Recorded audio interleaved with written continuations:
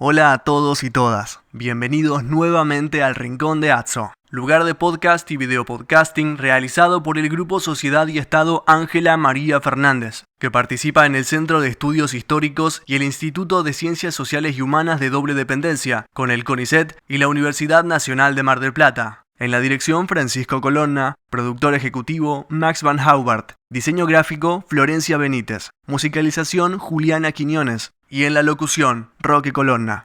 Los distintos capítulos del Rincón de Atso los encontrarás en el canal de YouTube de Aportes de la Historia y en iVoox. Filmamos con una cámara Sony HXR MC88, grabamos con un equipo Zoom H6 y usamos la switchera ATEM Mini de la firma Blackmagic Design. Hola a todos y todas, bienvenidos a un nuevo capítulo del Rincón de Atso, el número 75, Diana. Muy bien. Y tenemos que sumar a los 5 inaugurales, así que hemos cumplido los 80 capítulos. En la dirección Francisco Colonna, producción general Max Van Haubert y diseño de portada Florencia Benítez. Hoy es sábado 9 de septiembre del 2023. Estoy junto a Diana Duarte, docente del Departamento de Historia de la Facultad de Humanidades y directora ejecutiva de la web Aporte de la Historia. Y yo que la acompaño, como digo siempre, como partener o relleno. ¿Qué día, Diana, hoy? Contentos porque se grabaron los 3 primeros capítulos de Historia del Mundo Antiguo producido por la Cátedra de Historia Universal General Antigua junto con Aporte de la Historia. Y continuamos después grabando este video podcasting.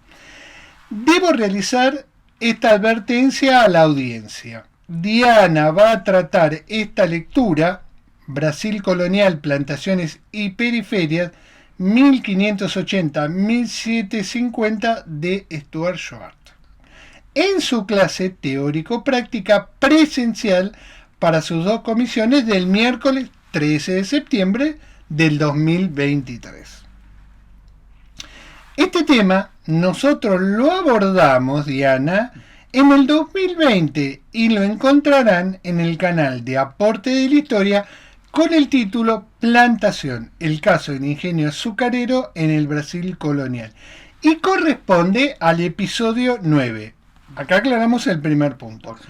También sumamos el capítulo 8, donde nos ocupamos sobre el tema de la hacienda en México desde la perspectiva de Enrique Florescano. Esto va a quedar registrado en la aplicación Geniary que vamos a realizar. Entonces, ¿qué vamos a trabajar en este capítulo 75? Un artículo titulado Comparación entre 2 economías azucareras coloniales, Morelos y México y Bahía Brasil, escrito por Ward Barrett y Stuart Schwartz, que fuera publicado en 1975 por Siglo XXI, en su libro Haciendas, Latifundios y Plantaciones en América Latina, coordinado por Enrique Florescano. Está por ahí el libro. Acá está. Está bastante cachuzo ya con el paso del tiempo y del uso. Aparte que es una herencia. Exactamente, es una herencia. Bueno. Este texto, con artículos de muchos historiadores, fue producto del trabajo del Consejo Latinoamericano de Ciencias Sociales o CLACSO, que rindió cuenta de lo producido en diversos congresos de historia económica por la denominada Comisión de Historia Económica a fines de los 70 y en el transcurso, de los 60 y en el transcurso de los 70.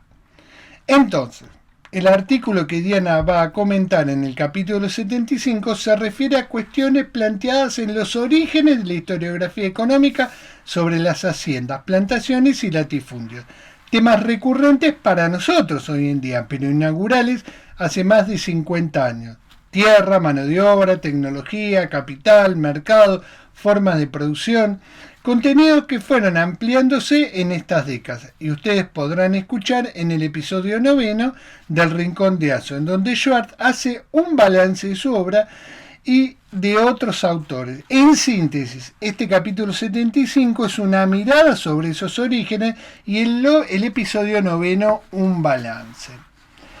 Hacemos la aclaración recurrente que este capítulo está pensado para un público determinado, los alumnos que están cursando la materia Historia de América General Preindependiente en la cursada del 2023, y asimismo para graduados de nuestra disciplina y de otras afines, y estimamos que se suman otras audiencias que consuman VOD, SVOD o FVOD en la ventana de aporte de la historia que se emite en la plataforma de YouTube. Entonces, es una clase que se ubica en torno a procesos de enseñanza-aprendizaje universitaria y establece el lazo de comunicación durante este proceso con escenarios híbridos o combinados, tal cual lo plantea la CONEAU. Bueno, Diana, la primera pregunta que tendría que hacerte es, una comparación entre ese primer artículo del año 75, no quiero denominar inaugural, pero está bosquejando algunas conclusiones, y este artículo que se publicó muchos años después en torno a un balance en la colección de Historia de América Latina de Leslie Vettel. Bueno, ante todo, muchas gracias. Como decimos siempre, buenos días, buenas tardes, buenas noches, dependiendo el momento en que escuchen este video podcasting. Exactamente.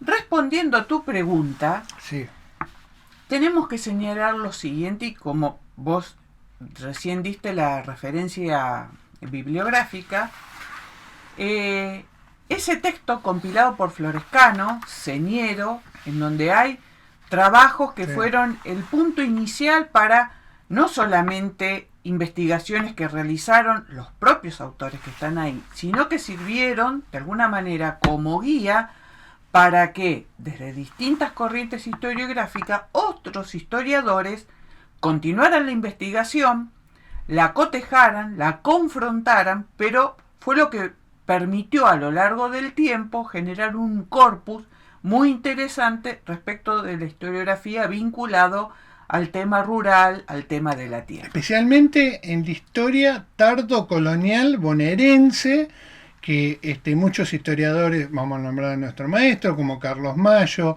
Garavaglia, Hellman, Mutuquías, Amaral, tantos otros, trataron de poner a prueba muchas cuestiones que se estaban debatiendo acá.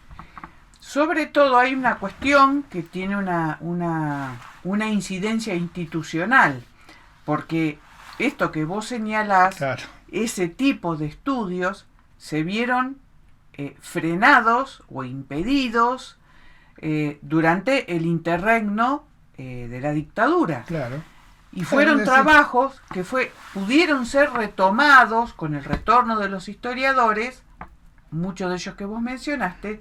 Entonces es como que nuestra historiografía rural quedó corrida en función de los ritmos que tenía esa misma historiografía a nivel internacional. Es muy importante eso que estás diciendo. Y aparte, Jurandín Malerba, que ha hecho un balance acerca de cómo se va desarrollando la historia económica en América Latina, y pensemos que si hacia los años 50, hacia la década del 50, fines de los 40, principios de los 50, investigaciones de historia económica ni siquiera eran tenidas en cuenta como plan de investigación en muchas universidades latinoamericanas, y que, vamos a decirle, la semilla o la motivación para los estudios rurales tuvo un poco que ver con un acontecimiento de América Latina como fue la Revolución Cubana, y eso dispara una serie de estudios. Ahora, yendo específicamente a Stuart Schwartz, ¿cuál es la diferencia? Es que en el trabajo que él realiza comparativo junto con Barrett, son estudios en donde ellos van haciendo la observación de que se están acercando a inventarios, están buscando fuentes, claro, están armando series. O sea, se está demostrando ahí un campo que está, vamos a decirle, con las chimeneas a full, ¿no? Están tratando de hacer un perfil de lo que está sucediendo. Si nos trasladamos en el tiempo, el texto que él tiene luego, el capítulo que él desarrolla en solitario, en el tomo 3 de la Historia General de América Latina de Leslie Vettel, que se produce en la década del 90 con motivo de los 500 años del descubrimiento y conquista de América, es un artículo de balance. Entonces uno cuando lo aborda ve que hay muchas situaciones o casi todas las variables ya están resueltas. Por eso es tan interesante, porque termina condensando prácticamente 25 años de experiencia en la investigación respecto de lo que es, como título general, la economía de plantación. Sí. En nuestro caso, el tema de hoy, azúcar, pero la economía de plantación sabemos muy bien que es vastísima y que es muy interesante porque permite no solamente comparar puertas adentro de América Latina, sino que también permite hacer comparaciones entre establecimientos de América Latina, el Caribe y también el territorio anglosajón de lo que después va a venir a ser el Estados Unidos independiente. Esa es la diferencia. Uno, la temática está en construcción, se están aproximando con un trabajo heurístico impresionante, sí. Y el de Leslie Bethel, 25 años después, es un artículo de balance. Entonces ahí se ve toda, como se dice ahora, toda esa expertise, sí, sobre la investigación, sí, de este tema. ¿Qué palabra está la expertise? ¿No? Para mí, ¿sabes cómo es? Es como, ¿te acordás cuando a mediados de los 80 escuchábamos la palabra paper? Paper. O sea, a mí cada vez que me dicen no, porque tu expertise... Bueno, pero viste, no, el lenguaje, no, pero bueno, viste, el lenguaje es coqueto, queda coqueto como paper, queda interesante. Bueno, entonces, ¿qué es lo que plantean Barrett y Schwartz, sí, a mediados de la década del 70? Primero, producto en cuestión, azúcar. Okay. Unidad productiva, la plantación. Bien. Ahora, ¿cómo lo organizan?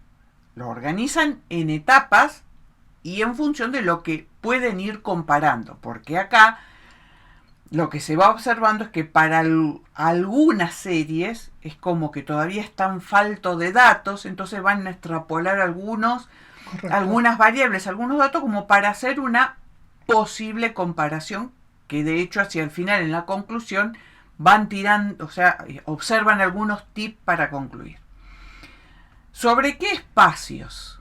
Morelos en México, Bahía en Brasil. Y los segmentan para el siglo XVII, ellos ponen 1600, siglo XVIII, 1700 y 1800, siglo XIX, lo cual ahí marca un tiempo distinto y tal vez sea la última parte, la que se refiere al siglo XIX, la que está tratada por ahí con un poquito más de síntesis, porque hay contextos políticos que van a modificar tanto la situación para México, sabemos, como para Brasil. Entonces comenzamos con estas observaciones que hacen ambos. En el caso de Morelos, señalan los autores, durante el 1600 se va a observar que los precios del azúcar van a estar en aumento desde 1540. Pero con el inicio del siglo XVII, o sea que lo que tenemos es de precios. Claro, durante el 16 tenemos un aumento. Pero a partir del 17 va a comenzar a declinar paulatinamente el precio del azúcar y va a ser un fenómeno que va a afectar prácticamente un siglo y medio, durante 150 años en la serie que ellos desarrollan, de baja. Al inicio del siglo XVIII, seguimos en México, en Morelos, van a aumentar la cantidad de ingenios, pero también la prosperidad de esos ingenios. Luego va a haber un momento de declinación, pero hay que tener en cuenta que el 18 es muy rico en el intento de modificar y perfeccionar la agricultura. Estamos en un contexto de ilustración en donde se trata a la tierra extraerle el máximo posible. A inicios del 19, seguimos en Brasil, los precios van a aumentar, pero van a aumentar no por una falta de producto, sino por una cuestión que está relacionada con la inestabilidad política que se empieza a visorar en toda América Latina. Ahora, si analizamos la secuencia para Bahía, señalan, para 1600 hay una mayor actividad económica de la colonia y recién hacia fines del 17 se nota una baja de precios. Ahí hay están un poco corridos la curva de ascenso y la curva de descenso. Y para mediados del siglo XVIII, para los 1700, hay una nueva recuperación de los precios. ¿Cuáles son los establecimientos que analizan ambos autores? En el caso de Bahía, el ingenio de Sergípedo Conde.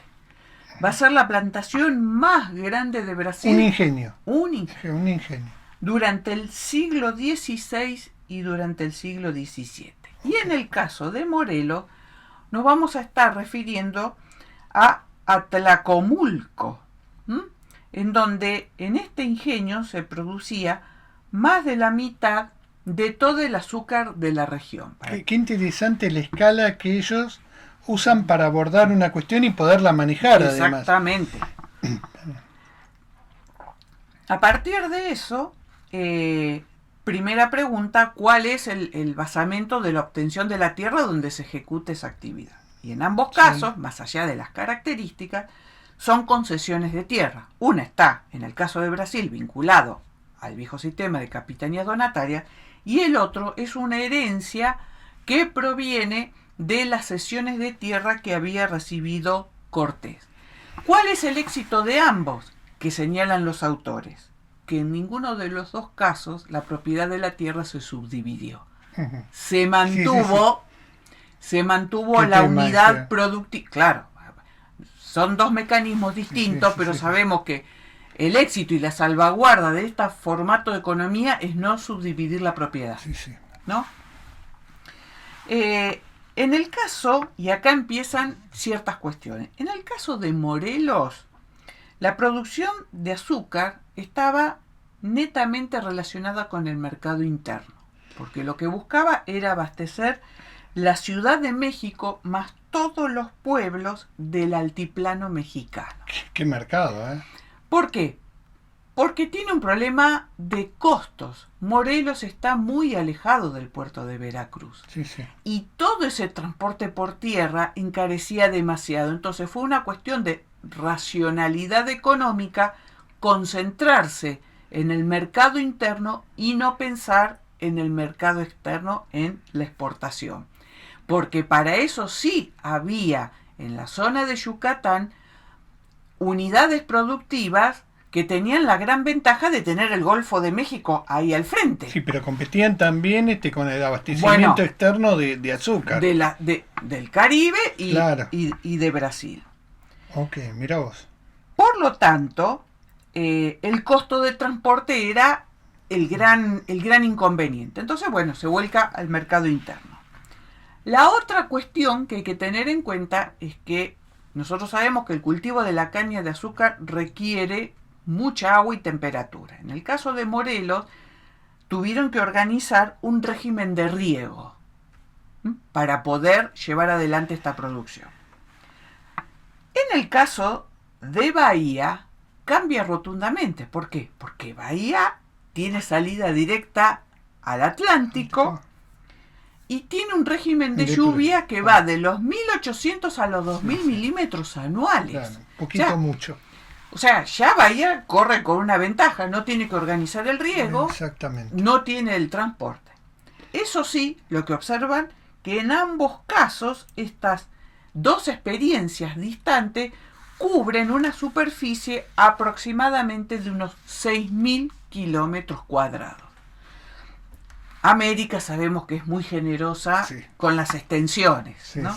No nos vamos a meter en el debate de Míguez, del doctor Míguez. Claro, nadie tuvo, vamos a decirlo, él pero vamos a dejar la incógnita porque los que somos más viejos sabemos la pregunta sabemos y la respuesta. respuesta. Como dijo él, la historia. Y la picardía, digamos, de otros historiadores escuchando que lo esa respuesta acompañaron. que lo acompañaban del doctor Míguez.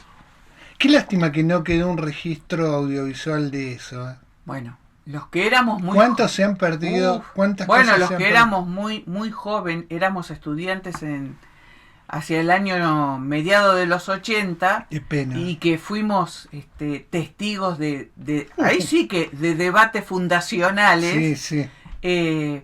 No haya un poco quedado. peleados los debates a veces, Pero después con los años todos Sí. dijeron, sí, está bien. Está bien. Bien. Bueno, en el caso de los ingenios, en Brasil, teníamos dos tipos de ingenios, que son los reales o hidráulicos, que se mueven a través de agua, o si no, el ingenio común, que era el que se movía por tracción animal, los bueyes. El ingenio de Sergipe, aproximadamente, punta a punta, producía entre 175 a 204 toneladas anuales.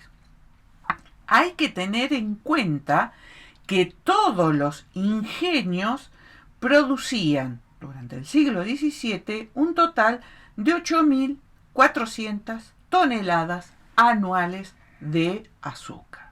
O sea que hay un ingenio que está produciendo 200. O sea, pensemos en la magnitud. La mano de obra, variable fundamental, acá en el caso de Bahía, va a estar vinculada con la mano de obra esclava. Entonces, hay que tener en cuenta que cómo se medía el rinde de producción entre 1600, entre el siglo XVII y el siglo XIX, se establece una media de media tonelada de azúcar por esclavo.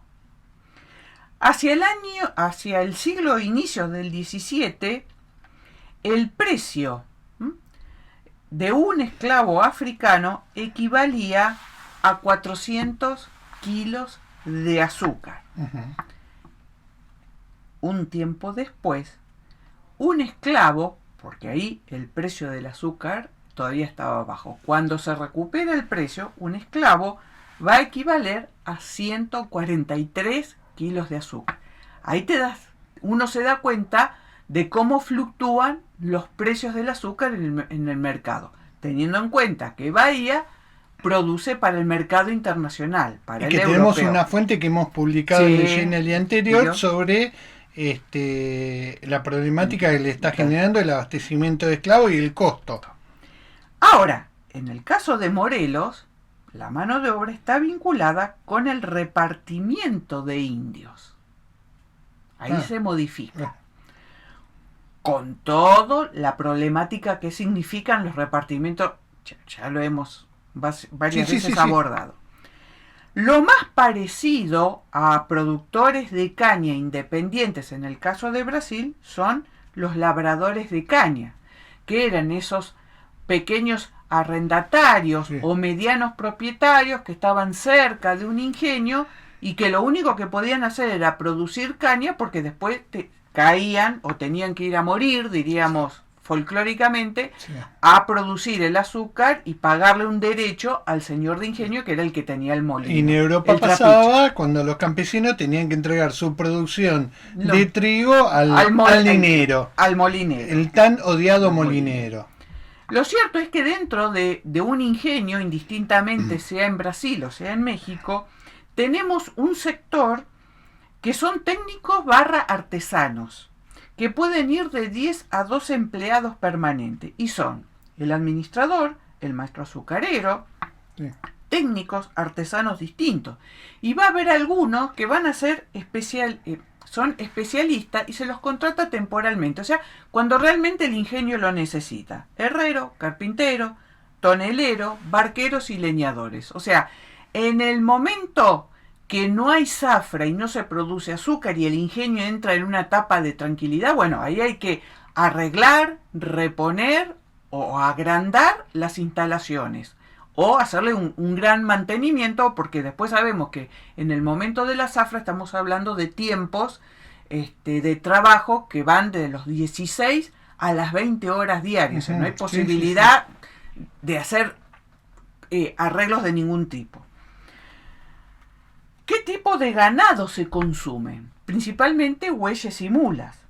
En Sergipe es fundamentalmente la utilización de bueyes. Sí. ¿Por qué?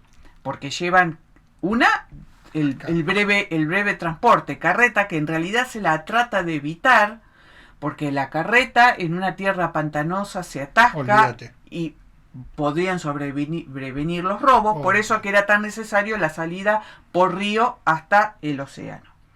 Pero en el caso de Morelos, lo que se necesita son caballos y mulas, no tanto bueyes, porque esa producción hay que llevarla por camino terrestre hasta la capital del virreinato o a otros pueblos. Entonces, esa demanda es diferente, el tipo de ganado que se requiere.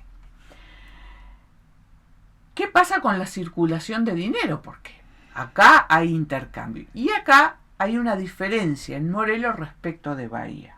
Morelos está en Nueva España y por ende tiene una disponibilidad de circulante, de líquido, de metálico, Sí.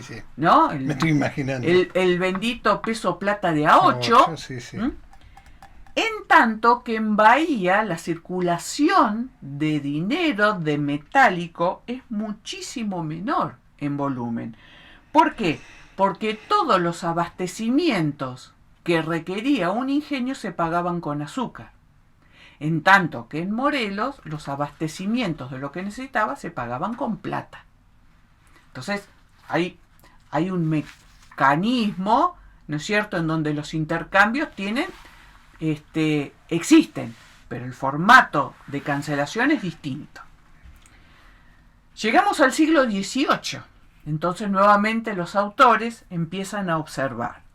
Dice, en las primeras décadas es un periodo de reajuste en la producción de azúcar, en función del mercado internacional. Obvio, porque cada vez hay más competidores. O sea, tenemos a holandeses, a ingleses en el Caribe produciendo azúcar. Entonces, hay un reajuste. Ya los holandeses habían hecho de la suya en Bahía. Claro, en Pernambuco. En Pernambuco, así que imaginémonos. Sí. La producción, en el caso de, para que tengamos una idea, Bahía ya contaba para ese momento con 146 ingenios. Y un ingenio de Bahía producía promedio 51 toneladas anuales. En tanto que un ingenio en otra parte de Brasil, su promedio eran 36 toneladas anuales. O sea, estamos hablando de lo que Bahía representaba en esta economía azucarera. ¿Qué pasa con la población? Y obviamente en un distrito como Bahía, el 70% de la población van a ser esclavos, con un promedio de aproximadamente unos 230 esclavos por ingenio. Estamos hablando de los ingenios grandes, de los importantes. ¿Cómo se estimó para esta época el precio de un esclavo? Y se lo reconvierte en función de la cantidad de kilos de azúcar que se necesita para pagarlo. Entonces, a inicios del siglo XVIII, en 1700, un esclavo en Bahía equivalía a 714 kilos de azúcar. Ese mismo esclavo, 20 años después, en 1720, costaba 1.735 kilos de azúcar. Lo que está demostrando es la caída de los precios del azúcar. Prácticamente había aumentado o sea, la cantidad de azúcar que vos necesitabas era un 250% más de azúcar, con lo que implica la tremenda caída que tuvo el precio del azúcar a nivel internacional. Aunque perdóname, el consumo en Europa, nosotros ya lo hemos dicho en historias globales, había aumentado considerablemente. Claro. O sea, el acceso que tenían otros sectores populares a ese consumo cambia toda la forma de dieta también. Se abarata Sí. y por lo tanto es masivo su consumo. De hecho, en algo que no está relacionado con esto y que tiene que ver con la cuestión de los cánones de belleza. Claro. Una de las cuestiones tiene que ver, Europa tiene una ingesta muy potente de hidratos de carbono, entre la papa, el azúcar y el chocolate. Es como que los europeos se vuelven un poco más gorditos en general, vamos a decir. Sí. Bueno, por eso La gorda es bella, ¿Ya? ese famoso artículo que hay en Historia de las Mujeres, ¿no? De Natalie Simone Davis. Divina. Respecto del ganado, siguen, sigue teniendo preeminencia el ingenio hidráulico o el ingenio real en el caso de Brasil, pero lo cierto que hay otros ingenios que no son reales y requieren de bueyes. Amén de que las carretas se trata de reducir a lo mínimo posible la utilización del transporte terrestre en el caso de Brasil. Por lo tanto, aproximadamente se necesitan unas 4 o 5 carretas de movimiento interno porque el ingenio tenía unas extensiones muy dilatadas y ahí sí, la caña de azúcar para traerla hasta el molino y empezar el proceso, ahí sí va en carreta, no va en barco. El barco es cuando ya está el azúcar producido y sale hacia afuera. Por lo tanto, de manera permanente había que tener un promedio de 12 a 14 yuntas de bueyes para rotarlos en este trabajo de ir y venir durante el periodo de zafra. Hacia 1710, un buey costaba 71 kilos de azúcar. Pero ¿qué es lo que va a suceder? El precio del buey va a ir a la baja. ¿Por qué? Porque los señores de ingenio se dieron cuenta de qué necesidad tenían de ir a comprar los bueyes afuera. Entonces dedicaron una parte de su extenso territorio a la cría de bueyes. A la cría esos son los neerlandeses. Claro. Entonces, ya no es que tienen que ir a buscar a ese productor del Certao y comprarle el buey. No, ellos mismos van a producir la cría de sus propios bueyes. Por lo tanto, los señores de ingenio ven como, si bien tienen que diversificar, pero ven altamente redituable evitar la salida de azúcar o eventualmente del poco metálico para adquirir animales de fuerza. En el caso de Morelos, vamos a decir que los ingenios grandes, los más importantes, llegaban a producir 85 toneladas por establecimiento promedio. 85.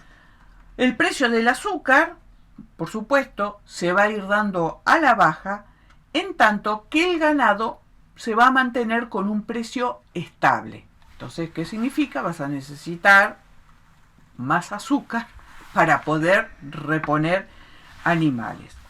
El costo de mano de obra se mantuvo también constante. Acá hay que tener en cuenta que hay una diferenciación. Si bien hay elementos, o sea, hay algo de esclavitud africana, pero principalmente la mano de obra es mano de obra indígena. Eso diferencia en los costos respecto de una explotación y la otra. Por lo tanto, ¿por qué uno se podía permitir, vamos a decirle, la posibilidad de un costo importante como era la compra de esclavos y el otro necesitaba de la mano de obra indígena? Por lo que dijimos al principio, Morelos abastece el mercado interno y Bahía dirige esa producción al mercado internacional. Lo cierto es que para principios del 18 los ingenios habían aumentado y producían muchísima más azúcar respecto que el inicio del 17. Y ahí está la explicación de por qué están necesitando producir más e intercambiar más azúcar para adquirir bueyes, esclavos, pagar nóminas a los trabajadores independientes. Va a comenzar el siglo XIX en el análisis que hacen Barrett y Schwartz. Entonces, ¿qué observación hacen ellos? Dicen, bueno, a partir de la segunda mitad del 18 hay un renacimiento de la agricultura en general, tanto en México como en Brasil. Sí. Y rebeliones en México y en Brasil. ¿Por qué? Porque en un territorio tenemos reformas borbónicas y en el otro tenemos reformas pombalinas. más allá que tengan, Sí. que sean de distinto nombre, pero sabemos que la reformulación de la agricultura y los conocimientos técnicos buscan apropiarse de un mayor rinde de esa Sí, tierra. sí. Hay nuevas políticas económicas, por ende en ambas metrópolis, se fomentan las tecnologías, pero ¿qué sucede en Brasil? Una cuestión que no es menor. Ya el azúcar no va a estar en el foco de las aspiraciones. Hay dos nuevos cultivos que comienzan a competir y tienen otro tipo de demanda internacional. Uno es el café y el otro es el algodón. De hecho, hay en los debates cuando viene la cuestión de la independencia de Brasil, en un momento comienzan a pensar con la idea de la abolición de la esclavitud, porque como el azúcar ya estaba en caída y bueno, y había que buscar, pero en el interregno de que un producto ya no rinde tanto y el surgimiento del otro es la reconsideración que, vamos a llamarle, los legisladores de la época sacaron ese tema de abolir la esclavitud porque aparecía otro tipo de economía que iba a seguir necesitando de la mano de obra esclava. Sí. Y en el caso de México va a ser terrible, digamos, Bañón estudia todos los tipos de rebeliones que se están produciendo a partir de 1770, que no hay que mirar la de 1809 de Morelos, sino que hay que mirar las previas y ver el malestar que había en las comunidades indígenas, primero porque estaban perdiendo las tierras comunales y después los obligaban a salir de esas tierras comunales como mano de obra de las haciendas. Pero bueno. Por lo tanto, en el caso de Brasil, hacia 1806, el azúcar había llegado a un nivel de producción de unas 22.000 toneladas anuales, o sea que era un registro inferior al que se había notado principalmente en el 17 y fines del 16. Para ver un poco estos movimientos, un esclavo hacia 1810 en Brasil equivalía a 909 kilos de azúcar. Eso demuestra cómo impacta el precio en Brasil. Mientras que en Morelos, si se necesitaba adquirir para la misma época un esclavo, eran 600 kilos de azúcar, un 30% menos. O sea, ¿qué pasa?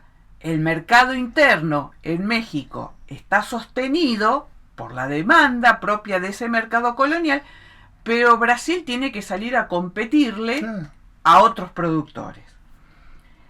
Un buey, por ejemplo, en Brasil equivalía a 91 kilos de azúcar su adquisición, pero en Morelos representaba casi un 20% menos, o sea que estamos en unos 72-73 kilos de azúcar.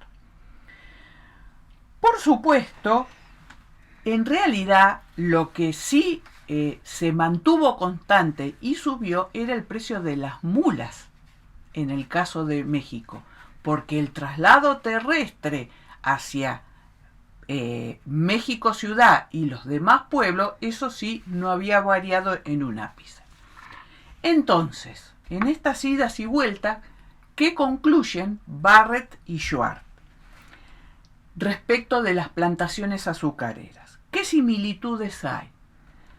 En ambos son instituciones dinámicas que se tuvieron que adaptar al mercado, ya sea interno o internacional, que necesitaron muchas veces de crédito y que tuvieron fundamentalmente como preocupación de dónde captaban la mano de obra.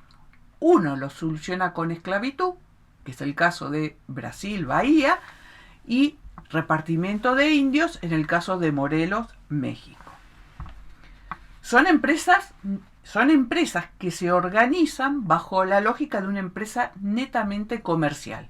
¿Por qué? Porque tratan en lo posible de tener el control horizontal y vertical de las variables que se necesitan. O sea, me pongo a producir, me dedico a la cría de bueyes para que no me los cobren tan caro, y en el caso de Morelos se dedican a la cría de mulas y caballos para tampoco tener que gastar de más. ¿Qué diferencias hay? En Morelos, la mano de obra es indígena y por momentos libre. En el caso de Bahía, la mano de obra es esclava. Morelos necesitaba riego para el cultivo de caña de azúcar. Bahía tenía un régimen de lluvias excepcional. En Bahía, el transporte fluvial era barato. En el caso de Morelos, el transporte terrestre con mulas lo hacía caro. Bahía apuntaba a que su producción fuera insertada en el mercado internacional y en tanto Morelos producía azúcar para insertarlo en el mercado interno. Dos plantaciones con extensiones similares, con lógicas administrativas muy parecidas, que tienen elementos en común, pero después vemos la diferenciación entre vincularse al mercado interno y vincularse al mercado internacional. Por ahí uno no ganaba tanto, pero tenía, no sé si llamarlo un mercado cautivo, pero tal vez más estable en cuanto a su demanda. Y el internacional, por supuesto, era mucho más riesgoso. Bueno, me estaba acordando de Casagrande y Senzala, de Freire. Freire. Cómo hace ese abordaje inaugural de lo que era la plantación. Muy diferente a lo que 40 años después van a ser estos autores. Sobre todo, Freire en su introducción señala una cuestión muy interesante. Pensamos que el texto de Freire es de la década del 30. Claro. Y Freire dice que en realidad en Casa Grande y Senzala, la Casa Grande era la casa del señor de Ingenio y la Senzala era donde descansaban los esclavos. Pero él hace una observación sociológica muy interesante y dice, el ingenio no fue solamente una unidad productiva, fue el perfil, fue la impronta de cómo se va a organizar la sociedad en el Brasil. Y qué increíble, Diana, la historiografía brasileña. No digo extranjeros estudiando el Brasil, digo su propia historiografía. Está bien que tuvieron maestros como Brodel, que en la década del 40 perfilaron digamos, a los estudios de la Universidad de San Pablo. Pero fueron señeros e importantes. Sí.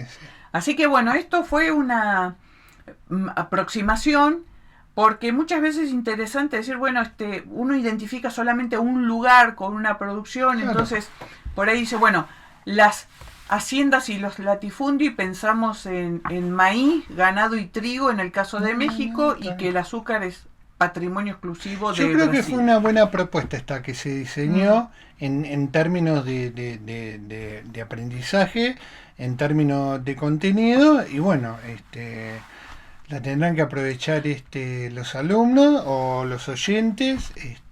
Porque la comparación... Es cierto que es una historia económica dura, como había en aquel momento, pero bueno, también es interesante poder retomar esos estudios. Yo te diría recuperarlos, ponerlos en escena, porque viste que siempre lo último. Bueno, pero lo último es producto de algo. Claro, y cuando vos ves la cita de autor, que le decís, bueno, ¿cuáles son las citas de autor a los alumnos?